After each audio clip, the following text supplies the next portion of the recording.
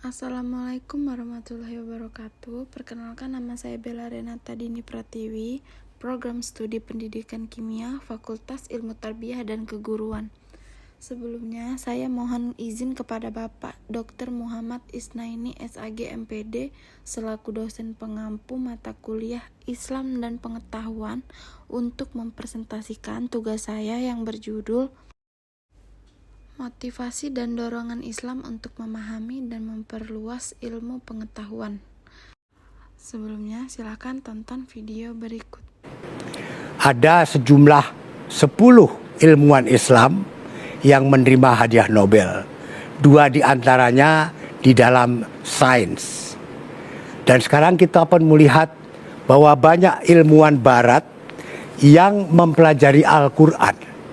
Dan mereka menemukan bahwa banyak penemuan-penemuan ilmiah telah ada di dalam Quran yang turun sekian abad yang lalu.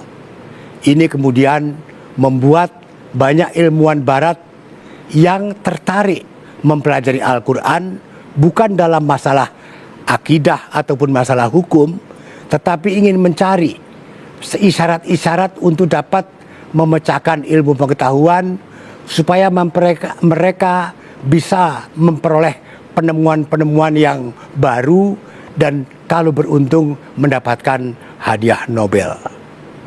Nah, di sini kita melihat bahwa kita umat Islam wajib untuk juga mempelajari ilmu pengetahuan yang kita kenal sebagai sains dan teknologi.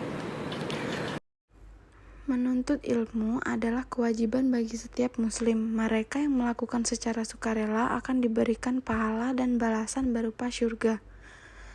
Dalam sebuah hadis, Rasulullah SAW bersabda, "Barang siapa menempuh satu jalan atau cara untuk mendapatkan ilmu, maka Allah pasti mudahkan baginya jalan menuju surga." Dalam Islam, tidak ada perbedaan antara ilmu agama dan ilmu secara umum. Keduanya sama-sama bertujuan untuk mencari ridho dan keberkahan Allah Subhanahu wa Ta'ala. Oleh karena itu, umat Muslim hendaknya memperhatikan keduanya, tidak hanya salah satunya. Sama halnya dengan penuntut ilmu, Allah juga memberikan keutamaan besar bagi mereka yang berkenan menyebarkannya. Ilmu pengetahuan merupakan seluruh usaha sadar untuk menyelidiki, menemukan, dan meningkatkan pemahaman manusia dari berbagai segi kenyataan dalam alam manusia. Segi-segi ini dibatasi agar dihasilkan rumusan-rumusan yang pasti.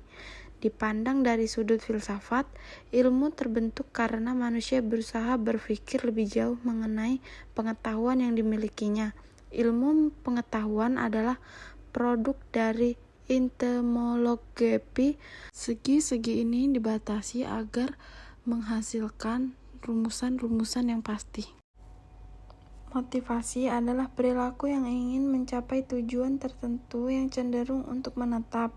Motivasi biasa berasal dalam diri seseorang ataupun dari luar dirinya. Al-Quran dan Sunnah atau hadis banyak yang membicarakan tentang menuntut ilmu. Artinya, Islam sangat menganjurkan umatnya untuk selalu belajar sepanjang hayat hingga tiada waktu yang terbuang sia-sia. Dalam konsep umum, telah lama dipahami bahwa motivasi merupakan pendorong bagi setiap individu untuk melakukan aktivitasnya apapun itu. Perilaku belajar bagi manusia tidak terlepas dari adanya motivasi yang ada di dalam dirinya. Keberadaan motivasi dalam proses pembelajaran merupakan faktor penting yang akan mempengaruhi seluruh aspek-aspek pembelajaran. Keutamaan yang bisa didapat bagi orang yang menyebarkan ilmu begitu besar, baik dalam urusan dunia maupun akhirat. Ia akan mendapatkan pahala sama seperti orang yang mengerjakannya. Khamam Khoslin dalam buku Pendidikan Islam, Dinamika dan Tantangan Masa Depan menyebutkan ada keutamaan lain bagi seorang muslim yang gemar menyebarkan ilmu, yaitu Pertama, orang yang mengajarkan ilmu berarti telah melakukan amar ma'ruf nahi munkar. Kedua, termasuk bentuk sikap tolong-menolong dalam kebaikan dan takwa. Ketiga, membimbing dan mewujudkan kehidupan bahagia pada setiap individu masyarakat dengan adanya adab dan hukum Islam yang tersebar. Jadi, kesimpulan yang saya dapat dari materi saya adalah dalam Islam tidak ada perbedaan antara ilmu agama dan ilmu secara umum.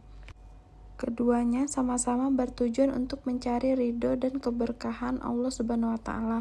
Keutamaan yang bisa didapat bagi orang yang menyebarkan ilmu begitu besar, baik dalam urusan dunia maupun akhirat. Baik, sekian presentasi dari saya. Apabila ada salah kata, saya mohon maaf. Kepada Allah saya mohon ampun. Wassalamualaikum warahmatullahi wabarakatuh.